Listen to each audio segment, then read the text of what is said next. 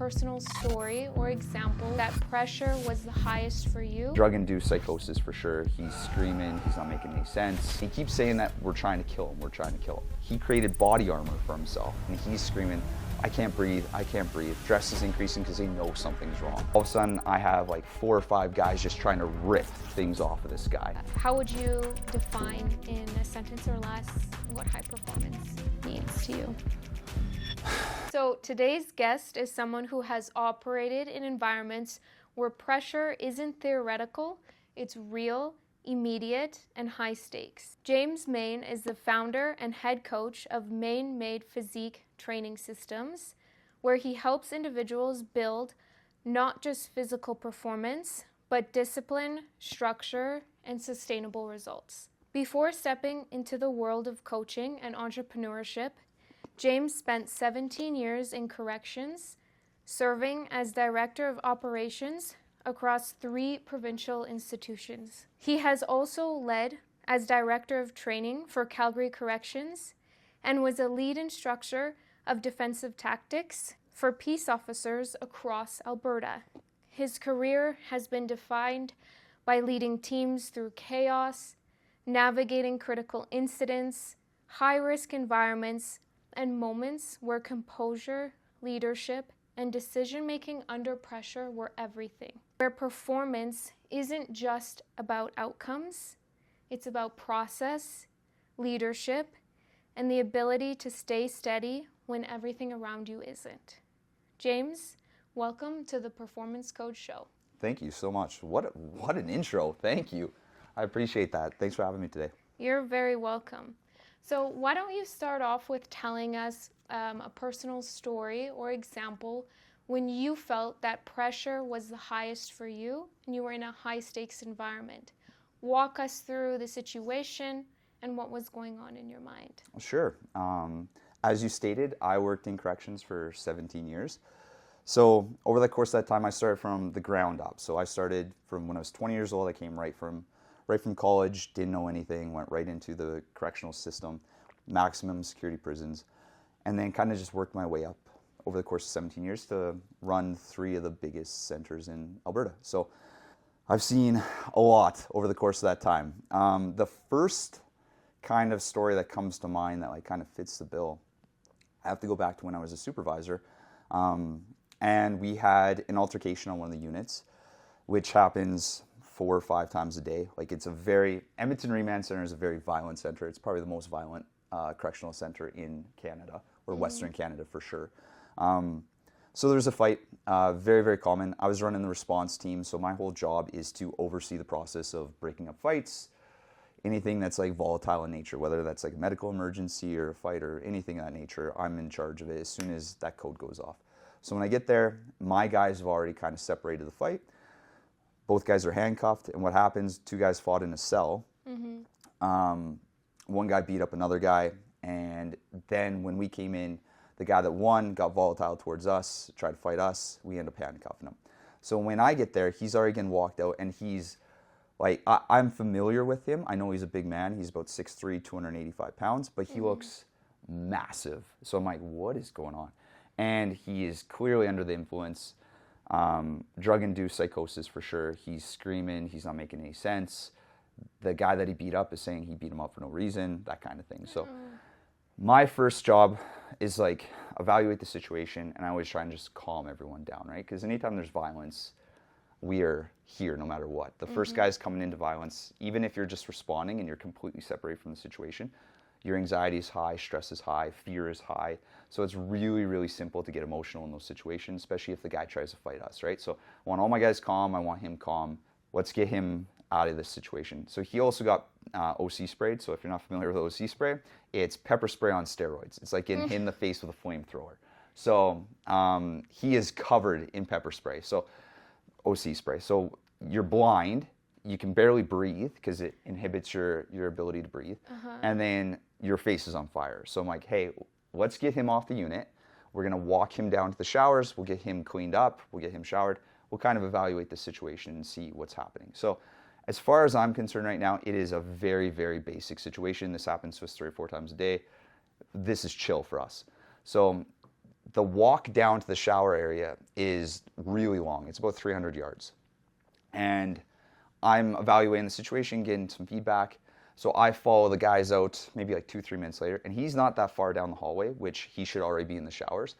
So I'm like, guys, what is happening? And then there's something wrong with this guy. He's wearing something. And I was like, what are you talking about? And he keeps saying that we're trying to kill him. We're trying to kill him. So I'm like, dude, just calm down, calm down. I grab him, and yeah, he created body armor for himself. So what he did was he took magazines, books, and we have these like carry cases that are made of this like thick fabric, and he punched like armholes through it. So he tied himself in and created body armor. So he thought he was going to get attacked by someone at some point. He thought he was going to get stabbed, which unfortunately is kind of common in prison too. So he created this body armor for himself, and he's screaming, I can't breathe, I can't breathe. We try and take it off of him there. We can't. He's in there too tight. So we're like, hey, dude, we're going to get you under the water. Just like calm down, keeping everyone calm. My guys are now getting a little bit more volatile, right? Because not with him, but the stress is increasing because they know something's wrong. So we get him into the shower area, and we don't want to take handcuffs off of him because he just fought our guys. And then simultaneously, he is definitely under the influence. So I want to get medical staff in there to take a peek at him. And medical staff comes in, they start looking at him. They're unable to do anything with him right now because he's too hyped up. So we're like, okay, we're just going to get him in the shower, and then we're going to evaluate afterwards. So I make the call, let's get the handcuffs off of him. Let's try and get this body armor off of him. And we try and cut the body armor free. We try and like rip it free. Nothing's happening. He's yelling at us. He says he can't breathe, he can't breathe. And all of a sudden, I'm like, okay, screw this. Let's just get him in the shower. Let's get some cold water on him. We get him in the shower, and as soon as he's under the water, he still says he can't breathe, and then he just drops. So medical emergency, obviously, right off the bat. All of a sudden, I have like 4 or 5 guys just trying to rip things off of this guy. Wow. Because he's now on the ground. There's green stuff coming out of his ears, and he's completely unresponsive. So I drag him out of the showers. And it's interesting in a situation like that because everyone's aware of the fight, flight, or freeze kind of like dynamic that occurs when stress happens, right? So you can really see in situations where someone's potentially dying, those circumstances where those are just exaggerated to the most extreme, right?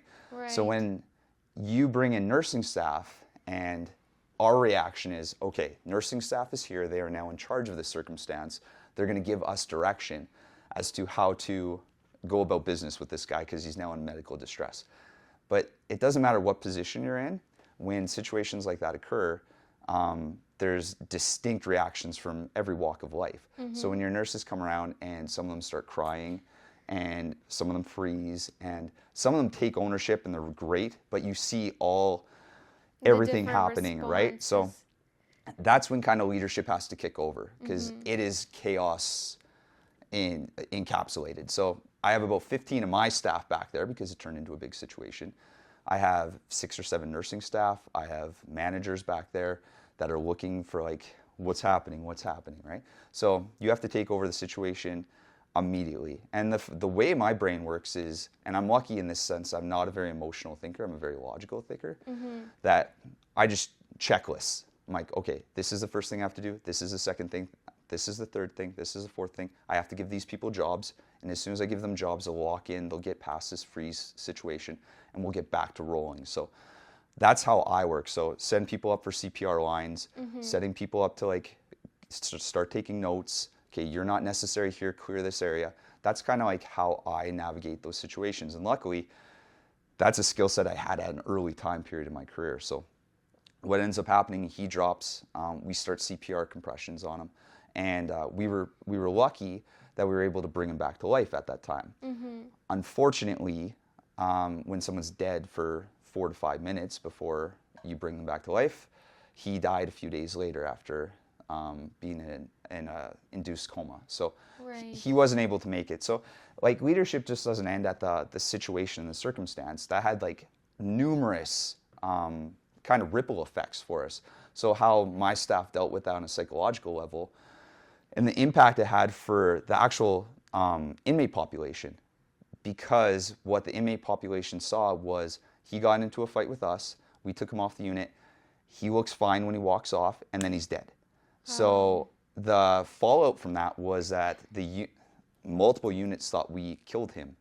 Oh my goodness. So you have to go around and based on your rapport with the inmate population, you're trying to explain, hey, that's not how this happened, but you also can't give too much information about it because of Freedom of Information and Privacy Act, and you just don't divulge that kind of information to inmates regardless. But he was a high-ranking guy in a gang, so he had a lot of pull. So it was one of those circumstances. For days after, you're dealing with the psychological impact that has on your staff. And you have to be, as a leader, you have to be empathetic, you have to be understanding, you have to have the right kinds of conversations, you have to recognize the kind of people you're dealing with, and everyone's different. So it has that kind of impact that goes for an extended time period. And even to go further than that, we had, anyone that dies in prison has a death inquiry. So you have to go in front of a judge, they review the incident to see if we did everything appropriately.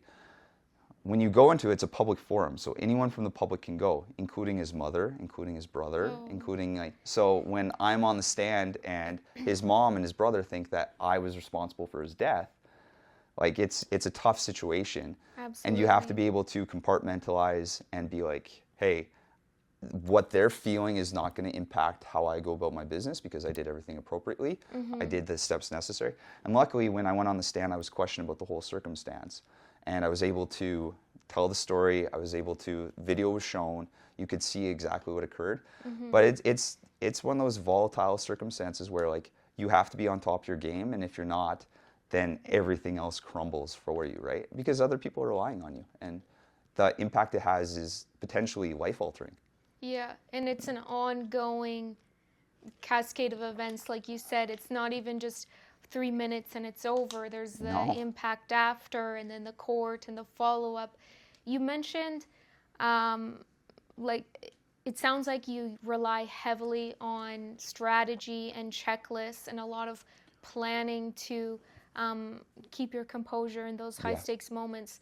But that still requires the executive function part of the brain, which tells me that you are great at preventing fight or flight from even being activated in the first place.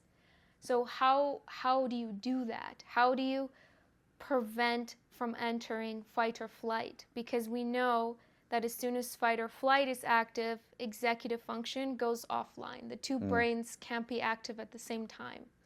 You know, I wish I could say that I had the ability where I control it, but it's just like a natural reaction for me, is that I can feel, like I've been stuck in a cell and people have attacked me and situations like that have occurred, and your anxiety rises and you're like fight or flight, but simultaneously I am very fortunate and I have the wherewithal to be able to work through those circumstances and just like everything kind of slows down. So like the thing with fight or flight is everything speeds up. And then you start making emotional decisions, you start making decisions that they could be positive, but simultaneously you're not making decisions that are always rational. They're impulsive. Exactly, great choice of words. Whereas for me specifically, I have always had the ability to just slow it down. So I always say it's like a superpower I have. It's just when things are most chaotic, everything just slows. And then I get to go, okay, this is our first step, this is our second step, this is our third step.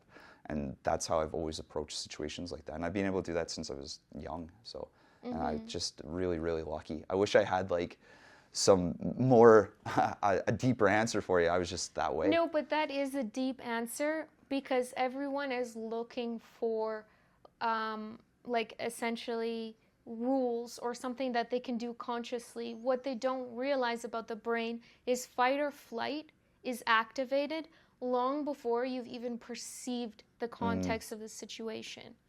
And how your brain knows whether or not to bin this as fight or flight is based on previous experience.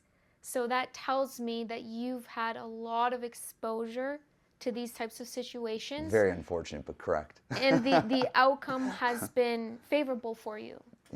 And so your brain has encoded that as, okay, when these types of situations happen, I'm not going to die, right? I don't need fight or flight. So it can stay in the frontal part of the brain, which is where planning is, which is where you can regulate, which is where you can postpone short-term reward for long-term gain. So these types of qualities that you're able to do. No, and I love that you said that, because when I think about those, there's two thoughts for this, but I never think of a situation like, oh, I'm in deep, deep trouble. Yeah. It's always like, this is how I'm going to win. So it's never about, I'm so screwed. It's, this is the next step towards me winning this situation.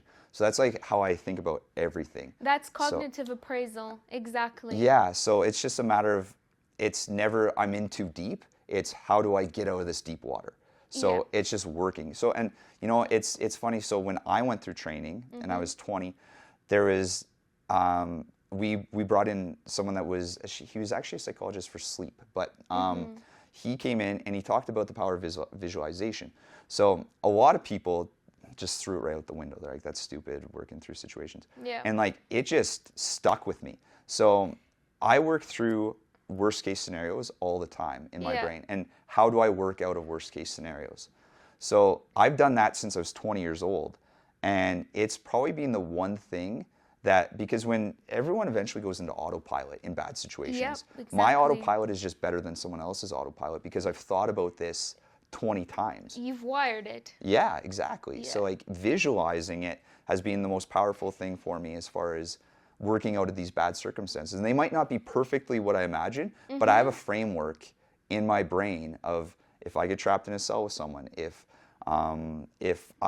someone's trying to commit suicide, if there's an overdose, or if there's any of these things, I know exactly the framework of where I go next. Now you're prepared and you're predicting this favorable outcome. Yeah, you know, it's interesting, and I can back what you're saying with neuroscience studies, because particularly in the athlete setting, and it sounds like you do this as well, is we found that when athletes were visualizing their performance on the field or in the arena or whatever their sport is, the same neural pathways were active as if they were actually in the situation, even in the motor cortex, as if they were moving, but they were still. And so this just shows the power of visualization. And what they found is that the brain didn't actually know the difference between that state of visualization and it actually happening in real life. Yeah, and I do it for everything now. So like, I know those are extreme situations, but when I think about my workout the next day, I think about it the night before. So it's always funny, like I'll talk to, I'm like, hey, what are you doing at the gym today? And I'll be like walking through the door, and they're like, I don't know, I have to like take a peek. So they'll like look at their program. I've literally thought about it 7 times since last night, about exactly what I'm going to do, the numbers I'm going to hit, everything that's like going to come into effect, so that when I have my competition, I need to hit these numbers now, because next week I got to hit these numbers, and this is the only way I get to this desired result. So I think about it more than is healthy, probably. No, it is healthy though. That's the thing. But why do you think about it in a workout setting? Like, explain that context. How would visualizing me doing bench press help improve? And you know what? That bench press is a great example, because like, bench press is one of those things where, why would I ever think about it? It's just so simple. I'm getting under bar tomorrow. Movement. Yeah, because you don't have, if you're pushing yourself to your limits with any sort of lift or anything, there is not a predetermined outcome yet. Like, there is a potential for failure there. So even if it's just something simple as a movement of bench press or deadlift or anything, like if you're a power lifter, Olympic lifter, whatever, the way I work in my brain is like, okay, tomorrow I'm going to be pushing myself to my limitations. But in my head, I've already succeeded like 15 times. Like, this is what it's going to look like. This is exactly what it's going to feel like. And then this is what I have to do, because my numbers the next week are bigger than the numbers this week. And I can't get those numbers unless I hit these numbers. So like, I just work through everything. And I think that leads to me being successful and progressing faster than other people. Have you ever gotten stuck under the bench press? Big time. Yeah. And what did you do to get out? Well, that's the other thing. I'm not afraid of it. I'm not afraid of failure whatsoever. So a lot of people, they're so afraid of failing. So what they do, I say this all the time. If you're going to fail something, especially bench press, Yeah. don't go backwards. There's nothing but hurt feelings and a guillotine back there. So if you're going to fail, you just fail forward, and then I just sit up. So like if I just put it on my waist, I'm just going to sit, and then I'm just going to stand with it. So like that's the simplest way for me to do it is the checklist again from your corrections experience, but you applied it in this new context. yeah, like if I fail, Step I'm one, never. yeah. It's I jump a lot, so like I do like a lot of explosive movements, and a lot of people are afraid of jumping. Like they're afraid of not jumping onto a box. What happens when I smash my shins? What happens when like I tip backwards? And what happens? I have never thought like that in my entire life. Like I'm just gonna land it.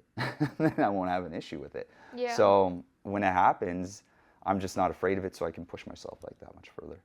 Yeah. And okay, so what made you transition from the corrections into now being a founder of your own fitness brand? So I did kinesiology originally in school. Okay. So my background when I came out, I was good at sports. I played some sports in college. I wanted to be in that world. And what happened was when I got into college, the Calgary Police Service did some physical fitness testing on us because they wanted to revamp their fitness testing. And they came and they tested with the kinesiology students, and I did really well. And one of the police officers came over and he was like, "Hey, have you ever been interested in being a cop?" I said, "Yes." And he's like, "Hey, look, but you're currently 17 years old in my first year of college." And he's like, "You have no life experience. If you're interested in this, you should go to school geared towards what you want to be," right? So I thought about it. I didn't want to be a gym teacher. I didn't want to be a physiotherapist. The other avenues are very, very niche when it comes to that. And at the time, I didn't want to be a personal trainer. 20 years ago, it was a very different world. So I segued over to doing police studies. So I did that, and I ended up getting into the correctional field, and that's where I ended up. So I had the background. I got into physical fitness. I was fit already. I was helping people out with their fitness just that were asking me. And just before, it's funny, I got promoted into management, and you can't work overtime anymore. So they take away your overtime. So I got promoted and I took a $30,000 pay hit. So at the time I was like, "Oh yeah, I can handle this. I can support this." Yeah. Fucking no, I couldn't. No, I couldn't at all. So I was kind of desperate at the time because I wanna help people. I want to move up. I want to be a high performer. Yeah. And they took $30K from me. So I got to make it work. So I ended up having to like do anything to make ends meet. I went back to bouncing at 30 when I hadn't bounced since I was 19, 20 years old. That sucked. So I was just trying to make an extra couple $100 everywhere. A couple people just like reached out and they were like, "Hey, you should like really think about making this business as far as training people and helping people with programs and stuff of that nature." So Because of your biceps? because of my biceps, specifically because of my biceps, I started promoting myself on social media, which was really tough because when you come from a law enforcement background, the ridicule from that world is really, really high when you try to get into cross-section. Yeah, it's crazy. And like if I was my own billboard, right? So like I was promoting myself as the poster boy for my business. So I'm shirtless or I'm working out or I'm doing these things on social media. I'm just getting blasted by coworkers and managers. Really? And, I'm getting just ridiculed. People that you didn't think would hate? No, just like, coworkers, friends, acquaintances, that kind of thing. The people that you show up to every day, and I was just getting made fun of consistently. Jeez, I called them the snakes. The snakes came out. Yeah, and the thing is, those are the first the people that when you're successful, they pretend like they never did that, and they're like, "Oh yeah, I always believed in you." So I just put my head down and I kept working. I was like, "Hey, this is going to be successful if I keep putting time and energy into this." Yeah. I ignored those people, and luckily, my brother, who has a really big social media too, and kind of had etched a pathway this way. Yeah. He had the experience, and I had seen how he did and navigated it. So I'm like, you know what?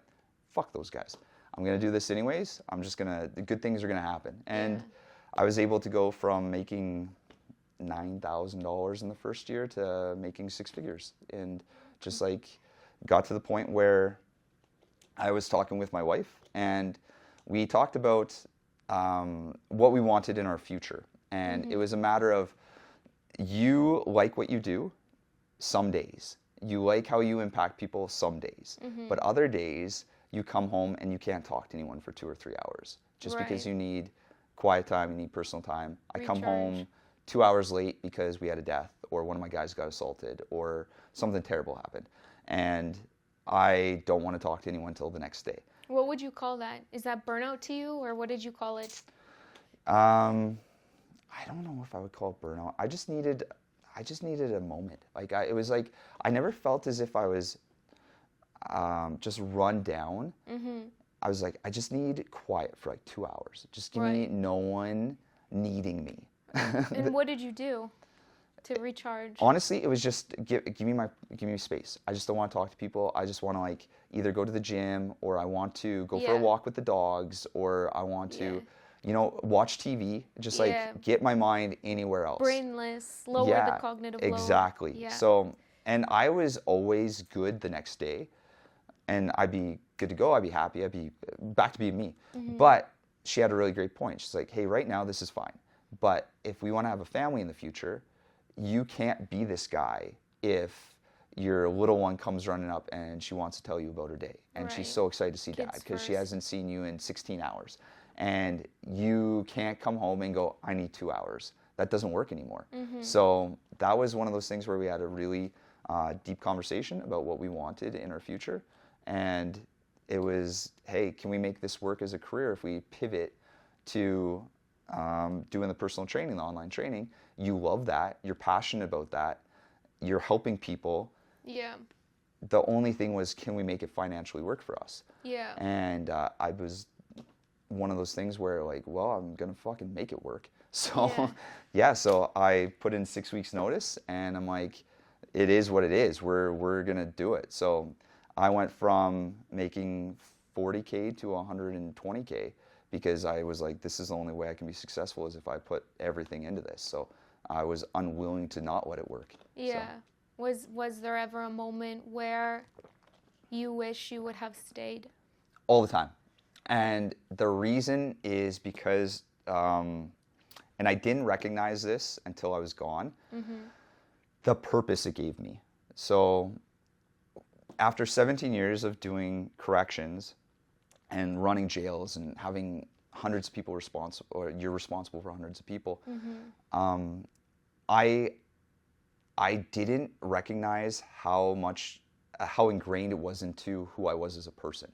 So like my identity was shaped by, I'm the guy that everyone comes to when bad things happen. I see. So when that was gone, that was like really, really tough for me for the first year. I still think about it.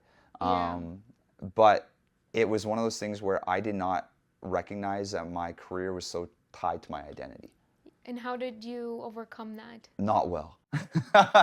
No, I really struggled with it. I had a couple of moments where like I had like freakouts where I was like, I made terrible decisions. I don't know what I want to do with my life. I'm having like a midlife crisis at like 38 years old.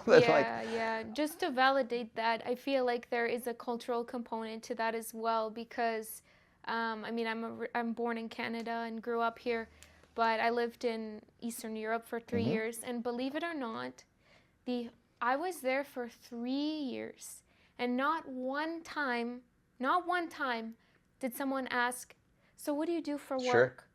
And here, it's the leading question. Hi, my name's Paige. So what do you do? That's absolutely. like this same question. And so in this way, your title or your label that you're given through your profession is very much tied to the identity. So it can be hard to make that shift. It's true. And then the next thing is, it's like, what do you do? And I was like, well, I work in corrections. Oh my God, that's so interesting. Like, do you have any stories? I was like, I have the best stories at every party. And then that becomes who you are, right? So there's that aspect for sure from the social aspect, but I just missed being relied upon in that facet. So I love coaching. I love helping people. I feel as if I'm making a difference. Comparatively to what I did before, because you don't make a difference in corrections very often. Like, it is a very negative workspace. You're holding people. You're putting out fires, whereas you're not seeing people actively progress and be happy as you are with coaching.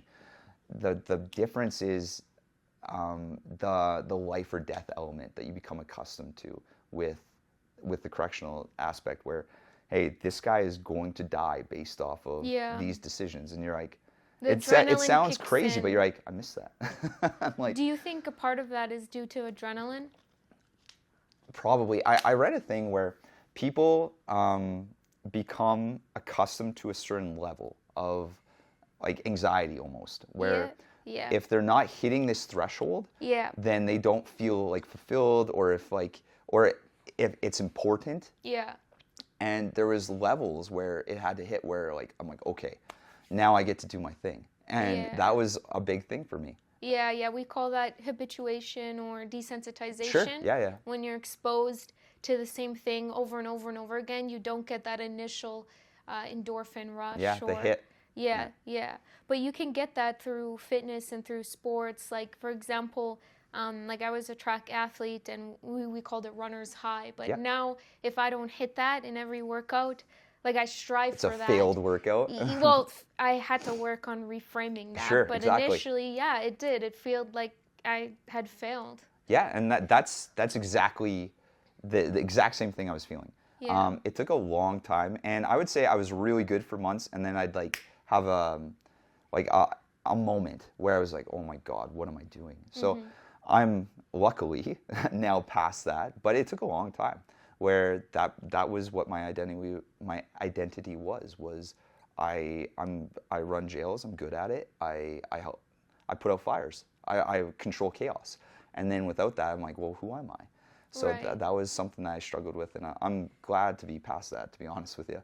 But don't you do that in the same way through your company now? Like, Absolutely. Wasn't there a time where a client came to you and was just like, I can't get out of bed this morning, or I missed our workout, or late cancellation, and like, what did you do? How did you help them? It's funny because the same things that I was good at in corrections applies to my coaching.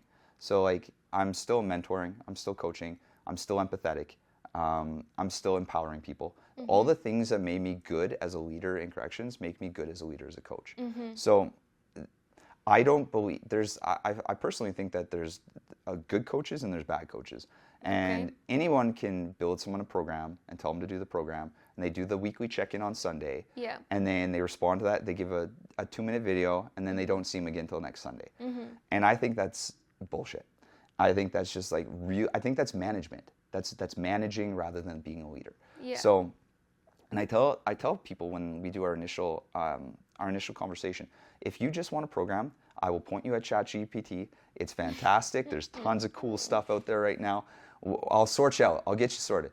What you're actually looking for is accountability. You're looking for communication. You're looking for leadership, mentoring. You want to learn. You want to grow. You want to get better, and you want to understand the why behind it. And that's the exact same thing that applied to what I did previously. So the difference now is that there's so much more satisfaction with my job, because I can see people grow. I can see people get better. And I love the fact that when my clients come to me, they're like, hey, I want to lose like 10 pounds. And I'm good with that goal. That's awesome. Like we'll keep that in your brain. We're going to like keep it that you're going to lose like 10 pounds, but you're going to see so much more. So, like what? So, and my favorite part of it is the mental health benefits that come with it. So and how it translates to every aspect of your life. So like, they might be losing 10 pounds, but they're getting stronger, they're getting leaner, they're getting more confident. When they're more confident, their relationships are better, they're better at work. They're like, all these things start translating, and they're gradual and then they're sudden. So someone might be just like working towards losing 10 pounds, but over the course of that time period, they're like, hey, I feel so good. Like, I love how I look in the mirror. And when you like how you look in the mirror, how you portray yourself to other people is completely different. And that's the stuff that like affects your relationship and your business and like every aspect of your life. And I don't even like talk about it very much, because I'm like, ooh, it's gonna be so good when they see it, when they feel it. Exactly. Yeah. And it's one of those things when they come to me with it, I'm like, I fucking knew it. And I'm like pumped, I'm fired up, I'm excited about it. And that's the job satisfaction that makes it all worthwhile for me. And like, people struggle and they get through lows, and that's when, you know, like I said, there's managerial coaches, and they're like, well, just start eating your food again, or like, you know, you missed 2 workouts, just get back on track. And that's bullshit. So let's understand the why behind it. So that's why I think that I'm a better coach than a lot of other coaches, because I actually care about my clients, to the fact that I'm like, okay, you missed 2 workouts, we're struggling with your meals, what's going on with life right now? Okay, like based off that, where can we start making inroads to get you back on track? Let's find solutions to this problem. Let's work together, because I'm not a dictator, we're a team here. So I always say, like, I might steer, but you punch the gas. And if we're like driving this car together, it takes both of us to get to our destination. So what's going to work for you? Where can we make like little baby steps? Where can we make inroads? Do you need tough love? Do you need me to like step back? Do we need to recognize the fact that like this is something you're struggling with your kids with? Or like there's so many potential answers that like it takes, you know, someone being empathetic to find like an appropriate solution for them, other than, well, just go back to the gym. That's not an answer. Yeah. Empathetic, but also curious, right? Because exactly what you said, health, it's an integration of mind, body, spirit. And no matter what you believe on the spirit aspect, you can consider the spirit as just energy, right? Energy cannot be created or destroyed. So there's the mind, there's the body, and then there's the energy part of you. And you have to feed all 3 to start noticing difference. And you're right, it's going to penetrate every domain of your life. So I like when you said that you ask your clients, okay, let's figure out the why. Like, why did you eat McDonald's? It's not just a matter of slapping their hand and or yelling at them to do better, you know, figuring out their style as well. Absolutely. And everyone's completely different. Like some people, like some clients want tough love. Like they're like, hey, when I screw up, like tell me that I fucked up. So but you have to find that relationship with everyone. So and I approach every client the exact same. I'm gonna go in. I am who I am. I'm like nice. I'm friendly. I don't yell at people. It's just not who I am. I didn't yell at people when I was in corrections. I'm not gonna yell at people when I'm coaching. So like it's just not who I am. But based on how our interactions are, I want to develop relationships with people, and that's what I think makes me a good coach. Is I actually care about developing relationships with my client rather than them being just a dollar sign to me. So and I think that's why I have really great client retention. Clients stick with me for years, and it's not that they haven't grown and they haven't learned and they can't do it on their own. They just like the relationship we have, and they like the accountability and the communication. So I think it's what makes me a good coach. Yeah, no, absolutely. What's one of the biggest misconceptions about your field of work? And biggest misconceptions about coaching, or about corrections, or about what? Well, either or. I think how simple it is, and the lack of psychology. I think people don't recognize how much psychology is involved with it in order to be a good coach or a good leader. So like going to the correction side, we had a lot of people management positions. I would say we had very, very few good leaders. And guys are really good at making schedules, or guys are really good at like, you know, filling holes and barking orders and stuff like that. But that's not what leadership is. And it's the same with the coaching aspect. Like there's really good managers that are coaches. But I think to be a good leader in any aspect takes a lot of psychology. I think you have to like understand people. I think you have to be empathetic towards people. I think you have to like get to the why behind things, and rather than just everyone fits into, you know, the square hole round peg thing, right? So I think that people underestimate the mental side of coaching and leadership as a whole. Yeah. What do you think of, speaking of the mental side of coaching, what do you do with pain? What's your perspective on pain? How do you overcome it? What do you do when you feel it? Oh, I'm the worst with that, because I just like kind of, I'm the worst when it comes to telling like, do as I say, not as I do with my coaching clients. Okay. Because I battle through pain to the worst extent. It's just one of those things where I'm like, hey, I'm going to show up no matter what. Sometimes to my detriment. It's one of those things where I think I have a really, really high pain threshold, and so I just show up and do the work anyways. But I'm very empathetic towards like clients when it's like, hey, this is what I'm experiencing, and doing a really good job of finding solutions to work with them. Like I'm getting ready for a competition right now. So I have a competition in 4 weeks that's based around, it's called Apex. It's based around who's the best athlete. So who's the fastest, who jumps highest, who's the lift savviest, that kind of thing. and the training has been very, very grueling to get ready for it. So every day I wake up and it just is what it is. So like the hamstring, the glute, the low back, the shoulder, and I do my best to, you know, I'm seeing physio, I'm doing shockwave, I'm doing all those things. But then on the other side, it's like, you just gotta show up and do the goddamn shit anyways. You just gotta do the work. So like pain's gonna exist, you're gonna be uncomfortable, and it's about getting like comfortable being uncomfortable. That's like my thought process. And I try and like get it through to clients too that, hey, if you are injured, that is completely different than you being sore, uncomfortable, or like temporarily pain points. So like there's I think that there's a lot of people that don't recognize that being uncomfortable is a part of growth. So try and get people to recognize that this is very, very normal for you to get better. Is something I try and work with people on, because I think you'd be very, very shocked with the amount of people that actively avoid anything that makes them uncomfortable. Yeah. Well, there's studies on that too, where the physical pain kicks in about at 60%, and then that remaining percent is all mental, because in that moment of pain, your brain just cares about getting out of the pain, and that your brain has predicted, okay, stop, if I do an hour more of running, I'll die, I won't make it. And so it's the people that can push past that, absolutely, to the point where you know, the mind is stronger than the physical. So each time you overcome that, the threshold increases, and that's the mental side of it. Yeah. You get, I think there's like a Navy SEAL thing where it's like there's 40% more. Whatever you think you can't do, there's 40% more. Yeah, exactly. And that's what I said. 60% is when the body's saying stop. Yeah. Stop, and then you have to push past that if you want to get better. Absolutely. And I think a lot of people don't even get to that threshold before they're like, I don't like this, and they pull back. So, you know, there's getting people accustomed to being comfortable, being uncomfortable. That I think is really important for growth.